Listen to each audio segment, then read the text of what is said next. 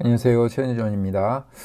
오늘은 오랜만에 농지연금용 농지를 하나 제가 가져왔습니다. 그래서 이 농지에 대해서 농지연금으로 어떻게 활용할 수 있을지 물건 분석을 해보는 시간을 갖도록 하겠습니다.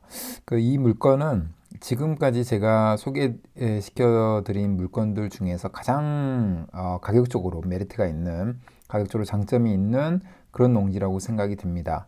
그래서 매입과 동시에 3억 정도가 이익이 되는 그런 엄청난 수익률을 가져다 주는 농지라고 생각이 듭니다. 그래서 아직 이 경매가 아직 유효하기 때문에 이 지역에 사시는 분들이거나 아니면 이 농지에 관심이 있으신 분들은 한번 생각을 해보셔도 좋을 것 같고, 만약에 관심이 있으신 분들은 저와 함께 구체적인 이야기를 조금 해가면서 제가 좀 더 구체적인 내용들에 대해서 한번 분석을 해보고 진행을 하면 더 좋을 것 같다는 생각이 듭니다. 이 물건은 경남 창원시 진해구 소사동에 있는 물건입니다.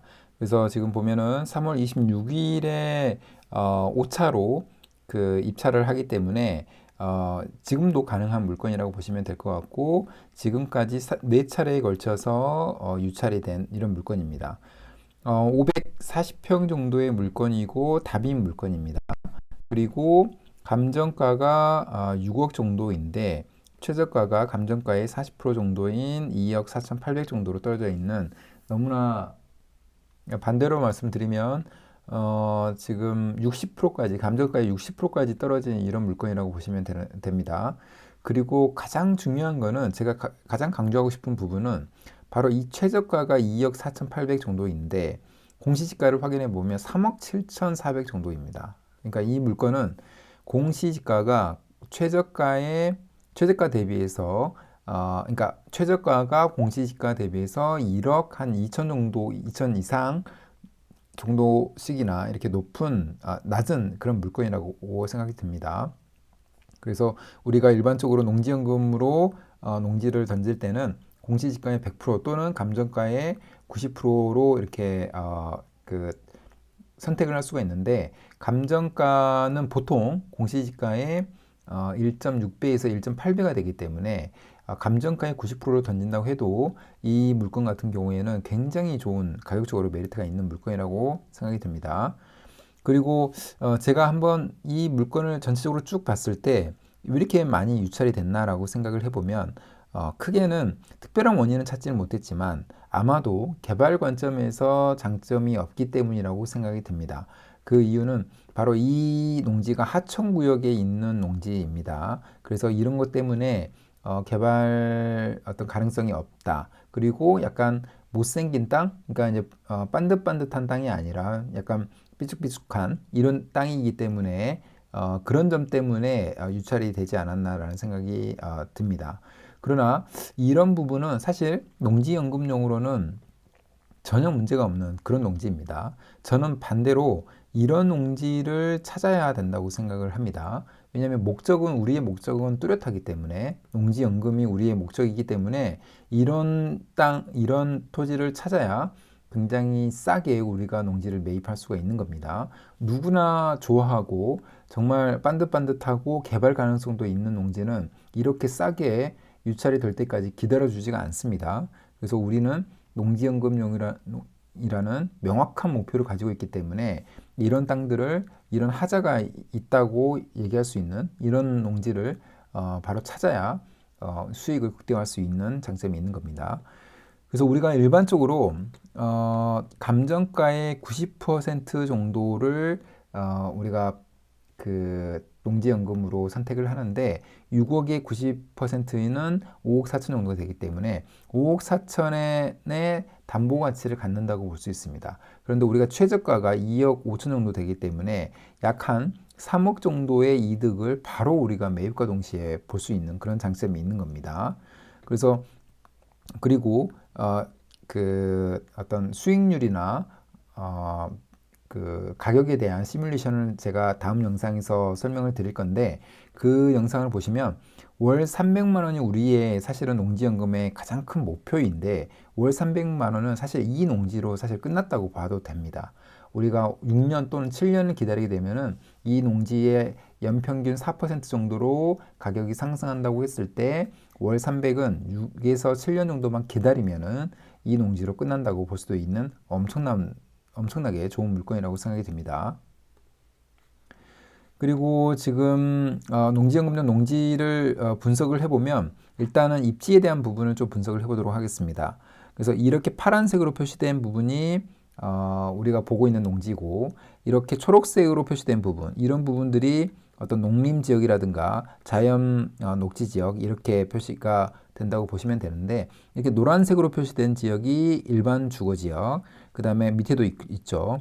그 다음에 빨간색이 일반 상업 지역 그 다음에 파란색이 공업 지역 이렇게 보시면 됩니다. 그래서 이 농지는 바로 인접해 있지는 않지만 그래도 적어도 주거 지역과는 거의 인접해 있다. 그 다음에 멀지 않게 상업 지역과 공업 지역도 같이 있기 때문에 이런 도시 지역에 있는 농지는 가격 하락의 가능성이 거의 없다라고 저는 생각합니다. 그리고 또 한 가지는 이 농지의 주변으로 이 바로 인접해서 도로가 개설되어 있습니다. 물론 이 부분은 지적도상의 맹지입니다. 그러나 실제로 사람이 출입할 수 있는 도로는 분명히 있기 때문에 이 부분을 통해서 경작을 할 수 있는 분명한 장점이 있는 겁니다. 우리가 맹지도 물론 농지연금에 포함이 되지만 맹지이지만 사람이 출입하기 어렵고 다른 사람의 농지를 통해서 출입을 해야 된다고 하면은 토지 이용 승낙을 받고 우리가 경작을 해야 되는 그런 단점이 있을 수도 있는데 이런 물건 같은 경우는 그런 단점이 전혀 없는 도로가 있기 때문에 그런 단점이 없는 그런 물건이라고 보시면 됩니다. 그 다음에 또 한 가지는 이렇게 우리가 만약에 이런 농지 같은 경우에 맹지를 탈출할 수가 있다면 대출의 가능성이 굉장히 높아집니다. 그래서 대출이 만약에 된다면 보통은 감정가의 70%까지 되기 때문에 무자본으로도 투자가 가능한 엄청난 장점이 있는 물건입니다. 그래서 자기 자본이 없더라도 이런 물건에 대해서는 관심을 꼭 가지시고 보셔야 됩니다. 그래서 오히려 자기 자본이 없는 분들 같은 경우에는 이런 물건을 6년, 7년만 보유한다고 하면은 평생 동안 월 300만 원이 주어진다라고 생각이 들면은 나의 어떤 지금 노후에 대한 준비가 되어 있지 않으신 분들일 텐데 이 농지 하나로 월 300을 받을 수 있기 때문에 노후 걱정이 없어지는 그런 어떤 큰 변화를 일으킬 수 있는 그런 장점이 있는 농지라고 생각하면 될 것 같습니다. 그래서 좀 더 구체적으로 디스코라는 앱을 통해서 여러 가지 토지에 대한 분석을 해봤습니다. 그래서 소유 관계랑 도로에 대한 부분을 좀 봤는데 소유 구분에서 공유인수 0으로 나옵니다. 그래서 어떤 공유자에 대한 문제가 전혀 없는 이런 물건이라고 보시면 될 것 같고요. 도로 상황은 지금 세로 한 면 가로 열고 불이라고 표시된 거는 세로 그러니까 좁은 도로가 한 면에 대해서 좁은 도로가 붙어 있다라는 이야기입니다. 그래서 사실은 도로가 붙어 있는 겁니다.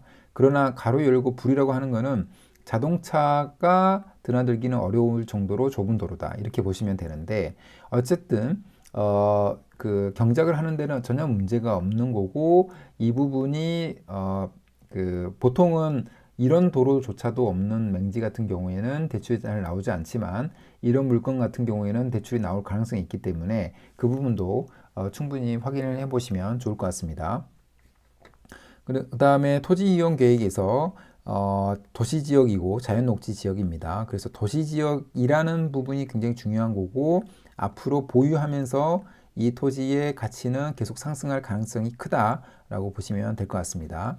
그다음 저촉되는 부분을 잘 보셔야 되는데 가축 사육 제한구역 하천구역으로 되어 있습니다. 그래서 가축 사육은 제한된다. 농지연금용으로 전혀 문제가 되지 않습니다. 그 다음에 하천구역이다 라는 부분도 개발 관점에서는 문제가 되겠지만 농지연금 관점에서는 전혀 문제가 되지 않습니다.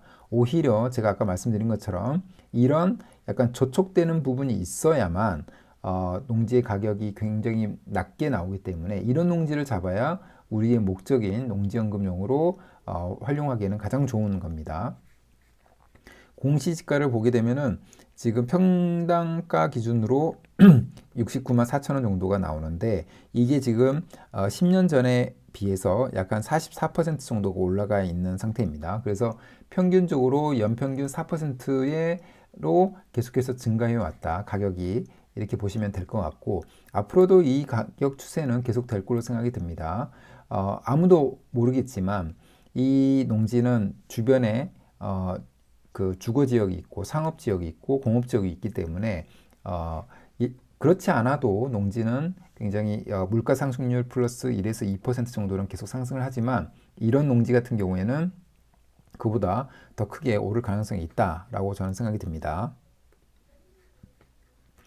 토지 이용 계획을 확인해 봤습니다. 토지 이용 사이트에서 토지 이용 계획과 도시 계획을 우리가 확인할 수 있다고 지난 영상에서 말씀드렸는데 토지 이용 계획 관점에서는 아까 제가 디스코 앱에서 확인한 내용과 비슷하게 가축 사육 제한 구역, 그 다음에 하천 구역 이 두 가지가 있습니다. 그러나 아까 제가 말씀드린 것처럼 전혀 농지연금과는 전혀 문제가 되지 않는다라고 말씀드렸고요. 그다음에 도시계획 관점에서도 보시면 도시계획 시설을 보게 되면 도로에 대한 부분이 있는데 사실 이 농지의 주변으로 도로도 개설이 되고 작은 도로, 큰 도로 이렇게 수립이 될 정도로 그렇게 개발 관점에서 조금 더 개선되는 방향으로 가고 있다는 걸 우리가 확인할 수 있고 이 물건이 그거에 굉장히 접해 있거나 그러지는 않는다는 걸 확인할 수 있습니다.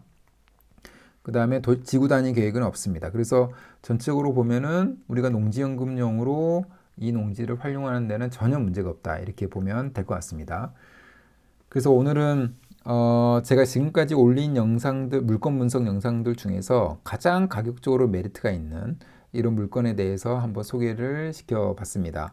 그래서 이 물건에 대해서 관심이 있으신 분들은 저에게 한번 연락을 개인적으로 주시면 제가 좀 더 구체적으로 놓치는 건 없는지 한번 보도록 하고 실제로 이 농지를 누군가가 낙찰을 받으셔서 노후 준비를 하시는데 도움이 되셨으면 하는 바람입니다.